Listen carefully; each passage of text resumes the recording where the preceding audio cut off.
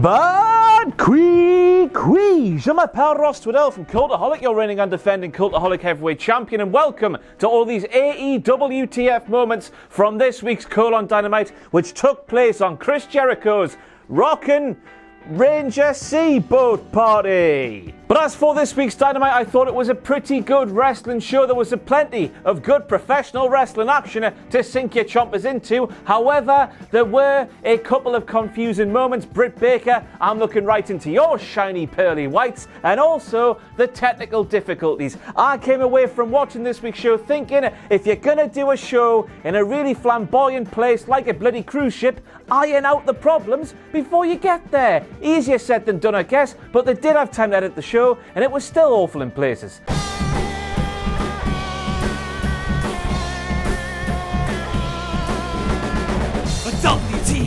WTF! And to kick off all these WTF moments, we have a couple of bits of admin to take place that happened before this week's show took to the air. People who run AEW social media accounts, please put yourselves in the bin. That's something I would have been saying before this week, but it's a message I truly believe with all of my heart after watching them spoil this week's Dynamite before this week's Dynamite was even shown on the air. What's the crack with that? And also, people who put together this week's AEW Dynamite, do not try and claim a show is live when everybody knows this show is not live. Apparently this was seen on the TNT version of the show, and quite frankly, it's bollocks. Those first 2 points there prove there's some silly pricks working for AEW. So that's what Jim Ross looks like without a hat on. Now then, let's move on to that there wind. And I reckon that when he woke up on Tuesday morning, Frankie Kazarian did not think beyond his wildest dreams he would be doing Goldberg's pyro entrance thing during that Dynamite that took place the evening after he woke up. I mean, he didn't have any choice in the matter, but he did end up doing that entrance during his entrance on this week's Dynamite, and he survived, I guess, so good for him. But Jungle Boy, later in the night, because of the wind and the pyro going sideways, he got burnt, the poor little bastard. Again, just do that. You could have seen what was going to happen, surely. Graphics man, I have one question for you. Is Christopher Daniels not a part of SCU anymore? Now, I know fine well that Scorpio Sky and Frankie Kazarian were nominated as the pair who would represent SCU in that tag team tournament, and then as tag team champions, but that name graphic there suggests that Christopher Daniels isn't a part of the thing anymore. You wouldn't see the New Day coming down to the ring with the New Day with Xavier Woods, would you? Or would you? I don't know. It just felt wrong to me. Now, it was clear that this week's Dynamite was taking place in the year 2020. I can't believe we're this close to death, but at times early on in the broadcast on my Fight TV stream anyway, it sounded like the commentators were all the way back in the 1970s. Is what I was hearing at times. Now, we all know that production issues when you're on a bloody ship are probably inevitable, but they had time to edit this show, and if that commentary early on was edited, bloody hell, think about the state of the commentary before it was edited. Woof!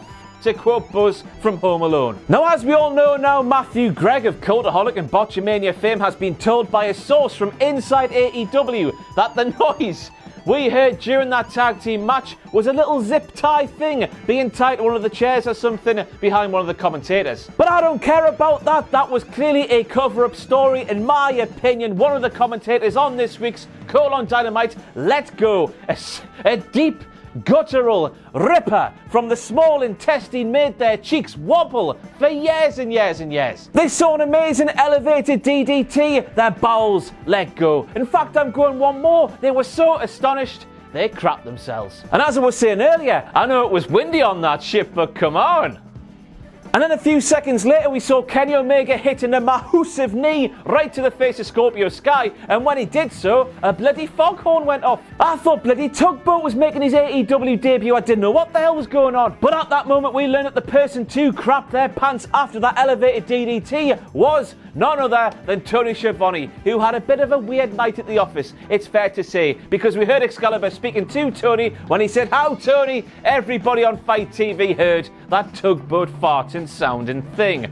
farts are funny. I'm 27. Again, we go back to the editing of this week's show. Surely a massive, horrible noise like that was. If you haven't heard it, please try and get onto Fight TV and hear it. You won't believe your ears. Couldn't that have been clipped out of the broadcast? This wasn't live, remember? Yes, the people on TNT did not hear it because we were during a commercial break, but don't you forget about the people on Fight. We have to pay you now. Question: how do you crowd surf and not spill beer all over yourself? Hangman Adam Page, please share your secrets. It'll never come in handy for me because I weigh 2 tons, but still it would be good to know. Never, ever, ever did I expect to see Jim Ross and Tony Schiavone turn into 2 football fans at a football match who were being recorded by a camera to make their way onto the big screen inside of a stadium. They see the cameras on them, they wave. And I don't know about you, but those two have been around for a little while, haven't they? I thought they'd be used to the camera by now. And next up we have a direct quote from Excalibur, who said Riho is the high-speed champion in Wonder Ring Stardom. Then Jim Ross said, what promotion's that now? Now when I heard that from Jim Ross, I was thinking, bloody hell, that's a line I would expect to hear from Father Dougal Maguire, who is of course a feckin' idiot. That's not becoming of Jim effing Ross. It's just sad. Spank my arse and call me Gertrude. There's a Wrestling Society X t-shirt in the front row of an AEW show in 2020. And Richard Tubman behind the camera claims he didn't know they existed. And he knows some things, him, therefore WTF. And then we get to Britt Baker's promo. And I get it. She's frustrated that she can't win the big one. She can't win Riho's AEW Women's World Championship belt. And I get that after a while this might lead to somebody cracking and becoming an arsehole. We've seen it so many times in professional wrestling. But this one just came so far out of left field, I've got to make it a WTF moment. And not only that, but I was sat there watching Britt Baker take the piss out of Tony Schiavone, being condescending, saying, oh Tony, you're a big star, we're very proud of you. What? Then I heard her take the piss out of Tony Schiavone trying to make an honest living way back in the day when he tried to get a job at Starbucks. What? And if you closed your eyes while Britt Baker was saying these things, I swear to God, you would have thought you were listening to Linda McMahon. Go back and watch that promo and give it a try. I just don't get Britt Baker, anything about her. But of course, we've got to make it a WTF moment as well. Tony Schiavone's reaction to hearing Britt Baker taking the piss out of his illustrious Starbucks career. He quite literally said, what the So this show is called that, so it's in. Now, I met this man back at StarCast in Las Vegas last year, and he is a lovely man. And I didn't notice this at the time when I met him, but it would appear he has a Tony Schiavone tattoo on his arm. And if that's not a one-of-a-kind ever in the history of the world, I'd be shocked. And if you're watching this video thinking, hey Ross, I know someone with Tony Schiavone written on their arm, I want to know about it. I don't know why, but I do. My God, when the sound starts in every second, so I got really annoyed me. And while this was going on, I was thinking, yes, the cruise setting, it looks amazing on television, but by going on a cruise ship, they made the production of this show 1,000,000 times harder than it would be, presumably. I know nothing about this stuff, I'll admit that to you now, than it would be if they were in a bog standard arena. And then while Britt Baker was saying some things that didn't really go anywhere about being proud about Tony Schiavone, having a go at Starbucks, saying she's beautiful, whoa, look at me abs and that, like. They cut a promo short on a taped show. Hey, whoever edited this was Kevin Dunn. And you would think being a professional wrestler in Little Trunks the Jungle Boy would shave his pubes, wouldn't you? Bloody hell. Now, Jim Ross, am I missing something here? But why is Luchasaurus doing a headbutt shades of Conor McGregor? Conor used his shoulder, didn't he, last weekend? What's the correlation here? The only correlation I can see between Luchasaurus and Conor McGregor is the fact that Luchasaurus is long and green, like a bottle of proper 12 whiskey. And then we have Jim Ross completely burying shades of Triple H here. That's a callback thing when he was saying that MJF gets euphoric when people kiss his $5 ring. Get your minds out the gutter, you dirty bastard. This is the Dynamite diamond thing we're talking about here, man, Jim. That is worth either $43,000 or $45,000, depending who you believe on AEW Call on Dynamite.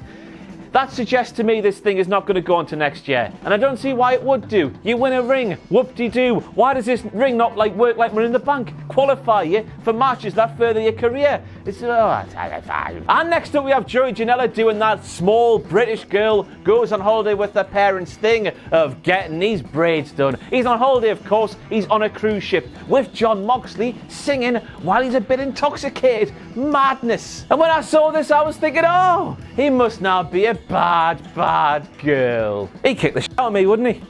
Oh well. And when we were looking at this shot here, I was thinking to myself, wait, boats are amazing, aren't they?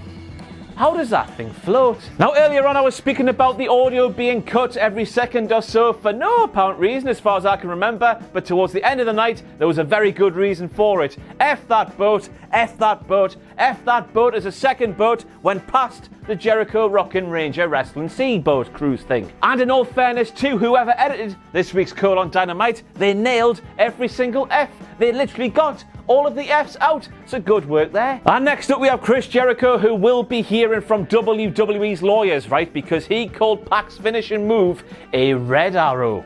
It's Black Arrow now. It was Red Arrow in WWE. They're two completely different moves. Or the Red Arrow and the Black Arrow, just like the list of Jericho and the lexicon of Le Champion, they're completely different as well. And then we finish off all of these WTF moments with that shot there. We are seeing lots of thrilling professional wrestling action here, and it goes back to the thing of AEW making their production of this show a million times more difficult than it would be if they were in a bog standard arena. Why would you allow a match to go to places you bloody can't film? Captivating television. And that's it for all the AEW TF moments for this week. A fun professional wrestling show, lots of good action, but some also confusing stuff and some infuriating technical difficulties. I'll see you on Sunday for a little bit of the rumbly. Royal Rumble. I forgot to say Tope Con Hello at the start as well. Shocker, nightmare. Thanks for watching. Let us know what you think in the comments below. You can follow us on Twitter at Cultaholic. You can find us on Facebook at facebook.com/Cultaholic. And if you enjoy what we do here at Cultaholic, you can pledge to our Patreon page, patreon.com/Cultaholic. Hit subscribe and join us